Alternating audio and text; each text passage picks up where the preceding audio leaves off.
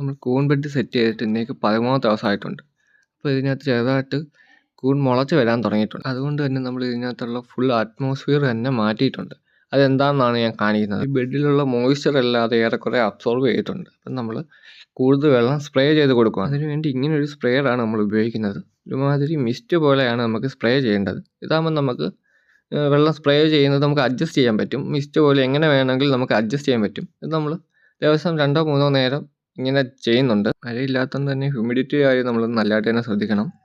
നമുക്ക് പറ്റുമെങ്കിൽ 99% തന്നെ നിർത്തണം. ഇപ്പം തന്നെ 97-ലാണ് കിടക്കുന്നത്. അടുത്തതായിട്ട് നമ്മൾ ഇതിനാവശ്യമായിട്ടുള്ള ലൈറ്റ് പ്രൊവൈഡ് ചെയ്യണം. അതിനുവേണ്ടി നമ്മൾ പ്രത്യേകിച്ച് ഒന്നും ചെയ്തിട്ടില്ല.